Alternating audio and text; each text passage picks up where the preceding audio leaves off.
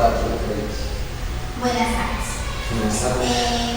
Vamos a hacer una entrevista sobre la inclusión educativa a partir de las políticas públicas de discapacidad hacia los niños con necesidades educativas especiales.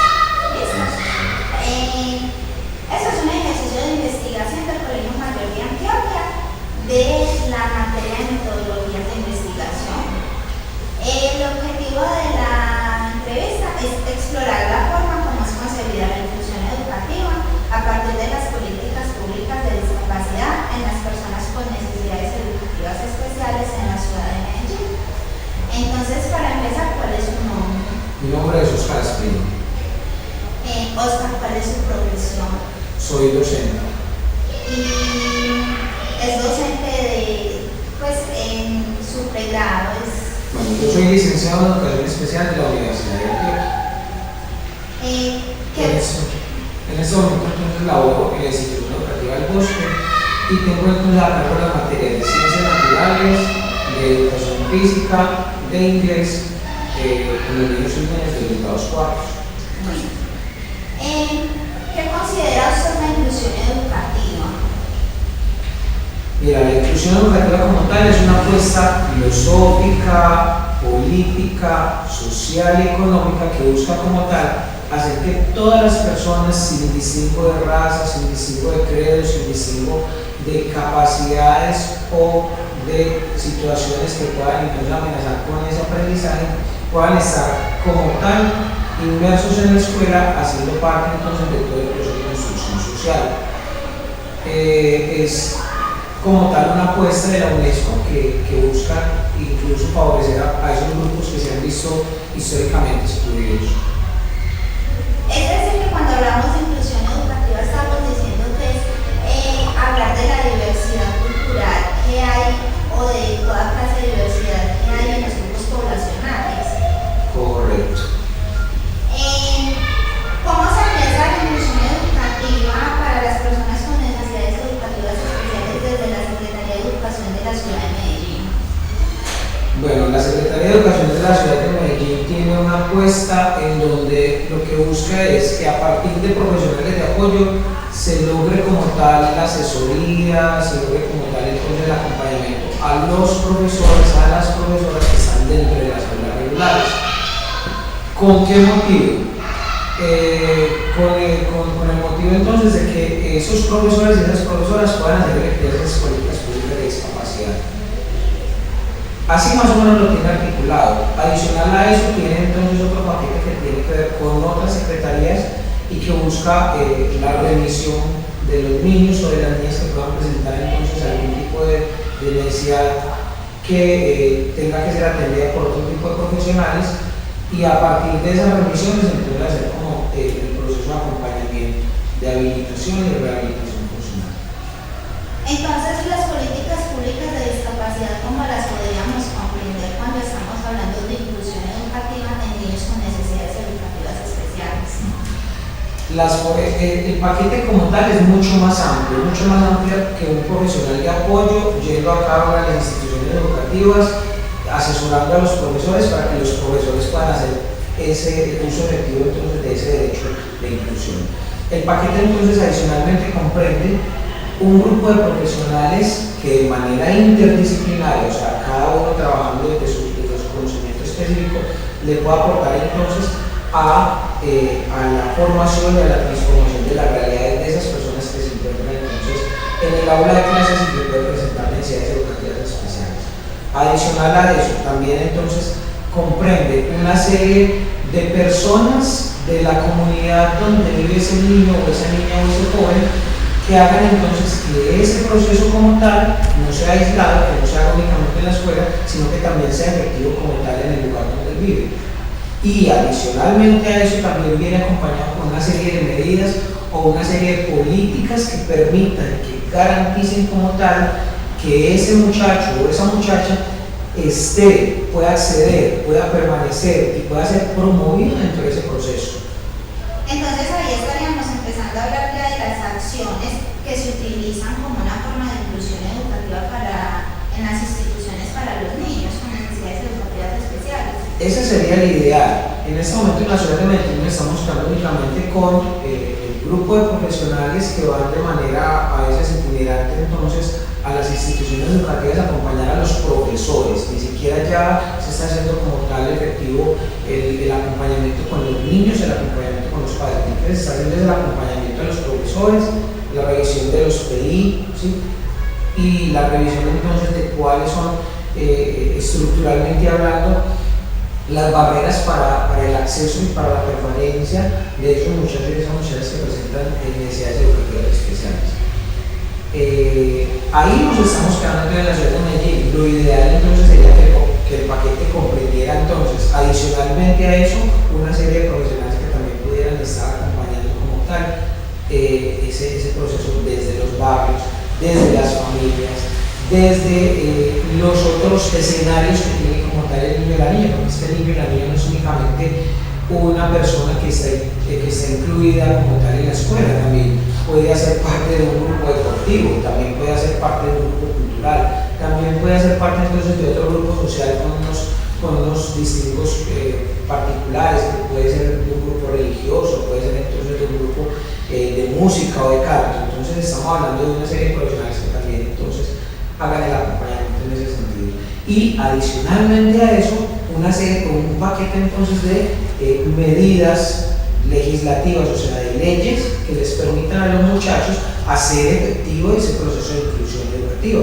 Porque si bien nosotros como tal, nuestra legislación colombiana y la Secretaría de Educación como tal y el Ministerio de Educación como tal dicen entonces que se debe garantizar el acceso, la permanencia y la promoción de estos niños y estas niñas, como tal hay un vacío jurídico que no le permite a los papás y a los muchachos hacer que esas medidas sean de verdad efectivas.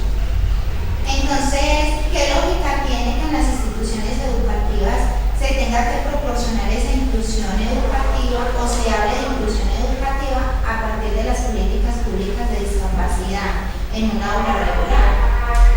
Yo pienso que de todas maneras la escuela es un escenario del Estado como tal, un escenario del gobierno que va a permitir y que va a garantizar como tal, en primera instancia, que se pueda lograr la inclusión educativa, ¿sí? Es como tal, la escuela es el escenario que debe garantizar eso. Es el escenario estatal y por tanto tiene sentido entonces el hecho de que la escuela sea quien promueva ese tipo de acciones. Pero más allá de ese tipo de acciones, entonces la escuela también debe promover como tal la construcción a partir de la comunidad educativa de posibilidades para que esas personas en situación de discapacidad o con necesidades educativas sepan y entiendan que no es únicamente la escuela quien trabaja por ellos, sino que también hay otro grupo de personas que comprenden su situación y que también van a posibilidad. Cuando hablamos de necesidades educativas especiales, ¿cuál es la diferencia que hay entre esas necesidades educativas especiales y barreras de aprendizaje? Normalmente desde asociaciones como la Asociación de Retraso Mental, que están en Estados Unidos, y como entidades que se han dado la posibilidad de reflexionar sobre la discapacidad, se pueden encontrar diferentes posturas, y una de esas posturas corresponde a que la discapacidad, ¿sí? La discapacidad como tal y que las necesidades educativas especiales son de la persona a razón de su configuración genética, a partir de las situaciones que en cualquier momento de su vida le lograron acontecer y lograron pasar, que un accidente entonces hizo que tú por alguna otra razón perdieras la funcionalidad en cuanto a la movilidad de tus manos, en cuanto a la movilidad de tus piernas, en cuanto a tus ojos, en cuanto a tus oídos, ¿sí? Es de la persona y le remite a la persona. Cuando ya nos remitimos como tal a las barreras para el aprendizaje, ya no nos estamos únicamente enfocando en la persona que presenta esa particularidad con relación a otra, sino que también nos estamos refiriendo a una serie de elementos que pueden hacer que un muchacho, que una muchacha puedan acceder de manera fácil o que se haga más difícil el aprendizaje. Ejemplo de ello es, estamos hablando de niños y niñas en contextos como tal de exclusión por razones económicas, o porque son muy pobres, o porque de todas maneras sus condiciones económicas no les van a permitir o los van a hacer sentirse excluidos de un determinado grupo social. Por factores sociales, aquí en Colombia vemos entonces que el conflicto es uno de esos elementos que normalmente hace que los muchachos presenten barreras para el aprendizaje. Un muchacho que simplemente vive en una vereda y no puede ir a su escuela, que está aproximadamente a 30 o 40 minutos de recorrido, porque hay un grupo ilegal que le está permitiendo la movilización, estamos hablando de otra barrera. Otras barreras que pueden ser entonces a partir de situaciones naturales, ¿sí? Que normalmente un niño, una niña o una familia se ve incluso en una situación de una catástrofe natural, entonces estamos hablando de una barrera para el aprendizaje que no le van a permitir en ese momento hacerlo. Y también estamos hablando de otro tipo de barreras que tienen que ver entonces con los imaginarios sociales, con la actitudinal, con el hecho de por lo menos pensar que en pleno siglo XX hay ciertos grupos sociales que no pueden acceder a la educación, ¿sí? O que deben estar excluidos de la educación porque son diferentes. Oscar, ¿cómo podríamos decir o cómo se evalúa esa inclusión educativa en las instituciones educativas de Medellín? Esto se evalúa desde lo administrativo como eje principal o desde el aprendizaje de los educandos, de los estudiantes que tienen necesidades educativas especiales. Lamentablemente todavía se hace una evaluación de tipo administrativo y se hace más a nivel censal. ¿Cómo así? Los números son los que pesan en la mayoría de los casos. Encontramos entonces con que los datos como tal de inclusión educativa en una u otra institución están supeditados a la cantidad de niños con diagnósticos de necesidades educativas que se esté atendiendo y cómo esos muchachos y esas muchachas son promovidas a lo largo de su historia escolar. Más se queda únicamente en lo numérico y está faltando entonces todo ese proceso de hacer entonces un poco más cualitativo el proceso y de decir entonces, mire, es que estas son las particularidades, estos son los aprendizajes que se han logrado a partir del proceso de escolarización que tuvo este niño o esta niña, y eso entonces han sido como los soportes que le ha dado la escuela y que le ha dado la sociedad. Nos estamos quedando solo en los números y en lo administrativo, que tiene que ver entonces con cifras, cantidad de niños, cantidad de niñas, cantidad de discapacidades o de trastornos o de particularidades. ¿Qué papel juega entonces el docente en esa situación con base a lo que estás diciendo? El docente es el transformador de las realidades como tal. O sea, un docente como tal va a tener la posibilidad de acceder a ese tipo de realidad particular que tiene el niño o la niña, hacer visible cuáles son esas cosas que lo hacen fuerte y también empezar a trabajar sobre las que le faltan en algún momento. Es trascendental, es fundamental el docente en ese sentido, pero es más importante que ese docente no vea a ese niño o esa niña que presenta necesidades educativas especiales simplemente como una cifra o como un niño que presenta un trastorno, sino que lo vea dentro de ese conjunto bien rico que tenemos culturalmente como una persona que aporta, que hace parte de esos procesos y que además viene entonces como tal a ser una persona válida en el escenario. Es decir, que el educador debe ser un potencializador de las capacidades diferentes que presentan esos niños. Concretamente sí, particularmente sí y definitivamente sí. Entonces, ¿cuál es su opinión sobre la forma como se maneja la inclusión educativa en la ciudad de Medellín?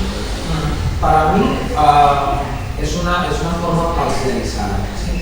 La inclusión educativa como tal, como ya te lo dije, es un proceso completo y también implica transformaciones desde lo que pensamos sobre la discapacidad, sobre las necesidades educativas especiales.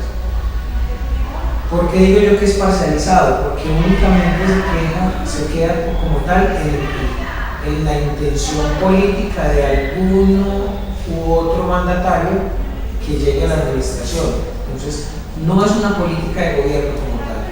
Eso ya hace entonces que a algunos sí le den cumplimiento y otros no le den cumplimiento. Adicionalmente, no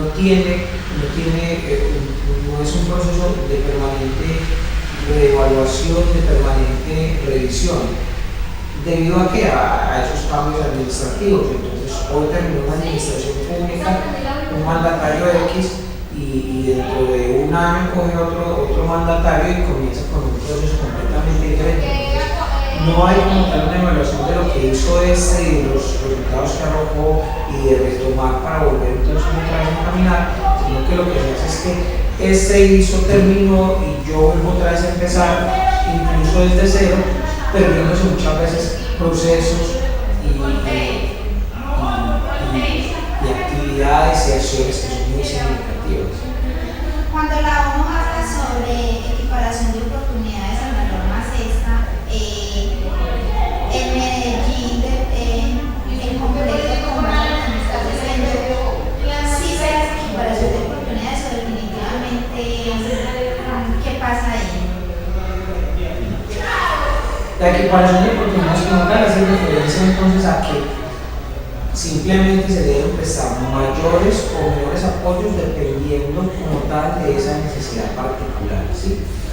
Si vamos a hablar entonces de eso, tendremos que decir que en la ciudad de Medellín lo que se hace simplemente es que se hace una equivalencia de los apoyos para todo el mundo, se le entregan los mismos apoyos para todo el mundo y todo el mundo a partir de esos apoyos define o no, ni siquiera define, todo a partir de ese tipo de apoyos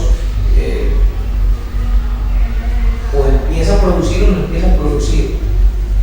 Si ese tipo de apoyo que yo te brindo te sirve para ingresar al mundo laboral, bienvenido. Entonces no es una equiparación como tal, simplemente estamos hablando en términos de equidad, dándole entonces a todo el mundo de lo mismo, pero la equiparación entonces hace referencia a que si en algún momento tú requieres entonces de mayor cantidad de apoyos para que ese tipo de cosas se den, debería entonces ser efectivo que te lleguen ese tipo de apoyos. No es efectivo como tal. Oscar, para usted, ¿qué enfoques se deben desarrollar para que haya una inclusión educativa para los niños con necesidades educativas especiales en los centros educativos a partir de las políticas públicas de discapacidad? Las políticas públicas de discapacidad hablan entonces de un elemento que a mí me parece fundamental y es hacer uso como tal de todo lo que desarrolla las comunidades, los barrios, las familias, en torno a cómo hago yo, como familia, hago entonces que esta persona que presenta ciertas particularidades puede estar entonces dentro de mi sociedad. Yo pienso que yo soy enamorado como tal de la rehabilitación y de la rehabilitación funcional basada en comunidades.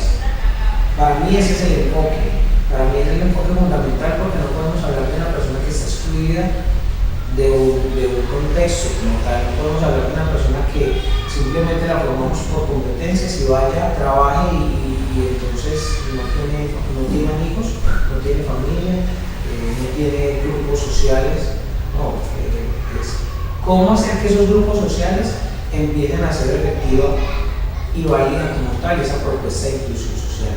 Y desde ese enfoque, desde la rehabilitación y la rehabilitación basada en comunidad, pienso que es efectivo, que es claro y que definitivamente es muy acertado desde el contexto colombiano.